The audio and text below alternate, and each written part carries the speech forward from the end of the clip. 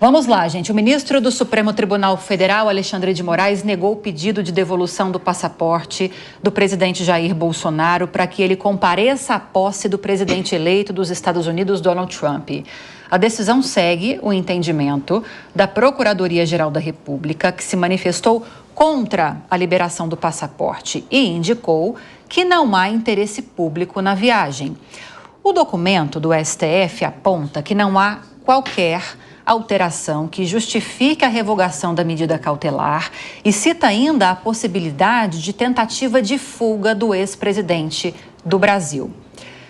Cíntia, sob o viés desses argumentos jurídicos, justifica essa decisão, na sua opinião?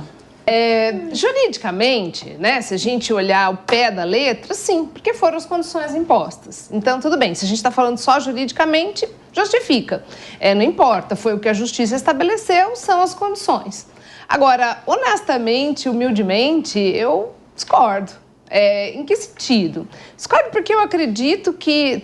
Qual seria o benefício se o Bolsonaro sai, foge diante, se o ministro dá autorização para ele comparecer, tal, se ele foge, é o suicídio político dele, ao meu ver, porque fica no sentido de que, olha, tá vendo como ele era criminoso? Olha, ele realmente ia embora, a gente acreditou, nós demos essa possibilidade para ele sair, na primeira oportunidade ele foi embora.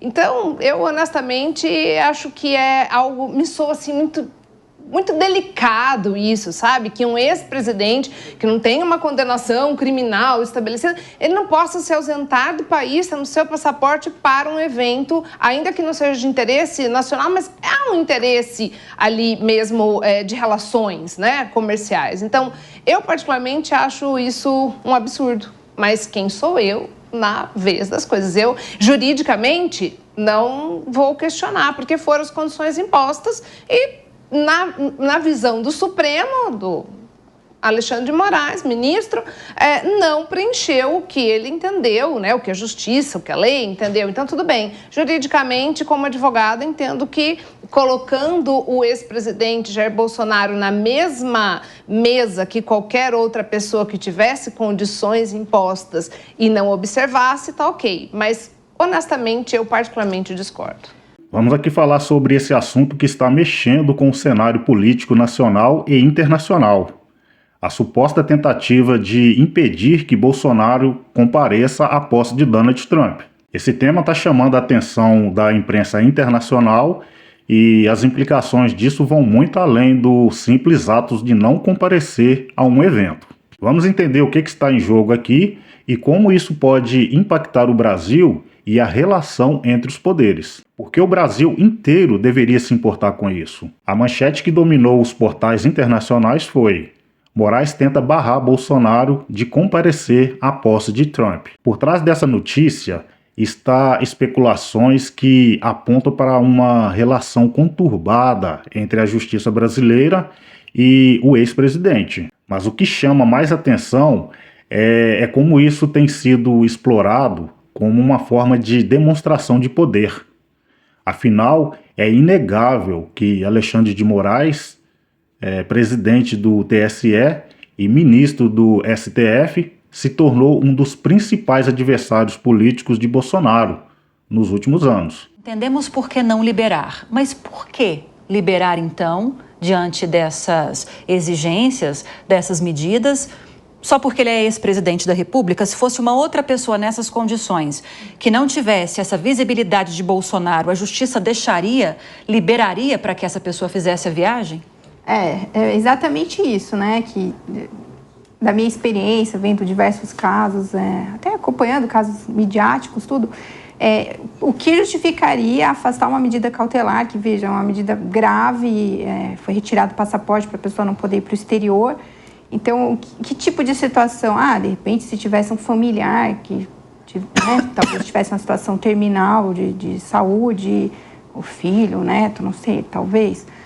Mas teria que ser um motivo muito forte mesmo, humanitário e tudo mais, para conseguir derrubar essa medida. Porque apenas uma celebração de alguém que é importante, presidente, né, dos Estados Unidos, mas realmente não se sustentaria para uma situação de qualquer cidadão que estivesse com uma medida cautelar, né? Isso não fere os princípios da liberdade individual? Para a imprensa estrangeira, o caso é emblemático. Publicações nos Estados Unidos, como no The Washington Post e no The New York Times, estão abordando isso como um exemplo de suposta interferência judicial na liberdade de ex-líderes no Brasil. Eles também destacam que a relação de Bolsonaro com Trump representa um elo simbólico entre os movimentos conservadores globais. No entanto, a situação pode ser vista de outra maneira, como um reflexo de que as democracias estão cada vez mais vulneráveis a embates entre os poderes. E a pergunta é: como o Brasil será visto por outros países se esse tipo de embate continuar a dominar as manchetes? Para muitos eleitores, essa ação soa como uma tentativa de calar o ex-presidente. Por outro lado, apoiadores da decisão podem argumentar que Bolsonaro ainda responde a inquéritos do STF e que a sua presença em um evento como a posse de Trump poderia ser utilizado como um ato político para alimentar seu discurso de vítima do sistema. Agora, Mônica, é importante para a oposição estar próxima de Donald Trump dessa forma, pensando agora na política brasileira. O que muda o fato de agora termos Donald Trump na presidência nos Estados Unidos para a dinâmica política aqui do país, para a oposição aqui no país?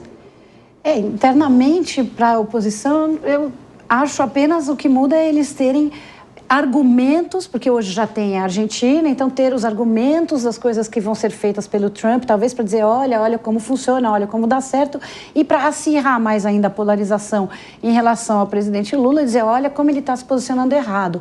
Agora, essa história toda só está ajudando a fortalecer a narrativa de que Bolsonaro está sendo perseguido, ajudando a fortalecer a eventual candidata Michele Bolsonaro, que vai estar lá e vai tirar fotos, e é muito ruim para o Brasil, porque Bolsonaro foi convidado, não porque ele é amiguinho do Trump, mas ele foi convidado na qualidade de ex-presidente. Então, para o Brasil, para o nosso país, é interessante, o interesse público é muito óbvio que o ex-presidente vá lá, ele hoje ainda não está condenado e ainda não está preso, poderia estar lá.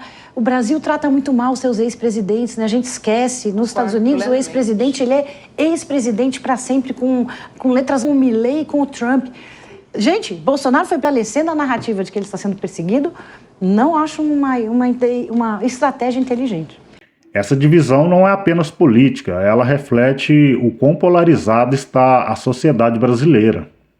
E quando as instituições passam a se envolver diretamente nesse tipo de conflito, o impacto é ainda mais profundo. Para o ex-presidente ser impedido de comparecer à posse de Trump, significa um golpe simbólico. Afinal, a sua relação com Trump sempre foi uma de suas bandeiras políticas, e isso poderia ser usado como munição para reforçar o discurso de que ele é perseguido pelo sistema.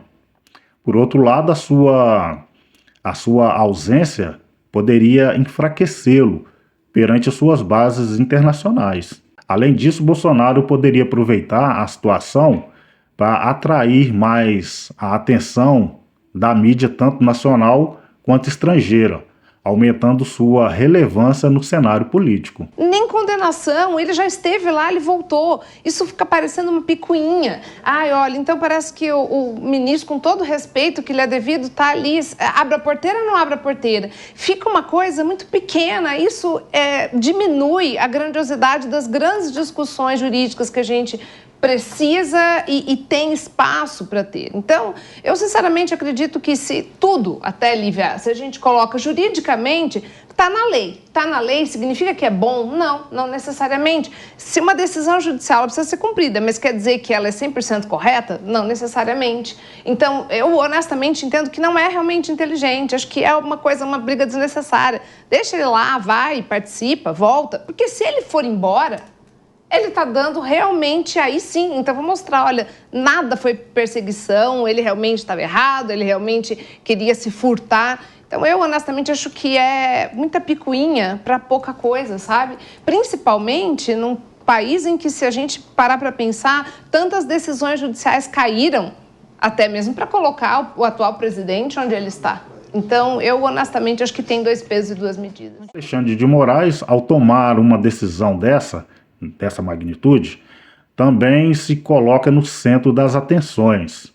Isso levanta questionamentos sobre a separação de poderes e até que ponto o judiciário pode ou não deve interferir nos atos de figuras políticas. Caso a decisão seja vista como um abuso de poder, as consequências podem ser graves para a imagem do STF. O sentimento de desconfiança nas instituições pode crescer ainda mais, colocando em risco a instabilidade democrática. O Brasil corre o risco de ser visto como um país onde os conflitos entre os poderes estão fora de controle.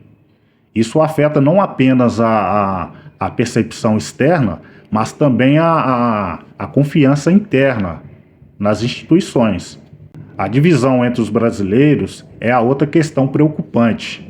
Casos como esse só ampliam as tensões, dificultando qualquer tipo de união nacional ou avanço em questões prioritárias. Mas na sua visão, Ellen, depois de ouvir as análises mais técnicas, a jurídica, a de jornalista, isso fortalece Bolsonaro, como disse agora, e a oposição, como disse agora a Mônica? O Supremo acerta ao tomar essa decisão? Quando a gente comete excessos, todo mundo está voltando das férias de ano novo agora, sabe o que é isso? Depois, para entrar para o equilíbrio de novo, independentemente do que for decidido, ser levadas em consideração aqui com o receio de que ele não volte, mas ainda assim, como foi um excesso de exageros, tudo que o STF decidir vai parecer perseguição e vai parecer estritamente político e não jurídico, e tudo que acontecer do outro lado vai sair como um discurso vitorioso. É a mesma estratégia que o Trump adota essa estratégia também. Ele cria um conflito, ele tira depois, vai preponderar. E agora, como que você vê essa situação? Você acha que o STF está agindo de forma equilibrada ou isso representa um excesso de poder?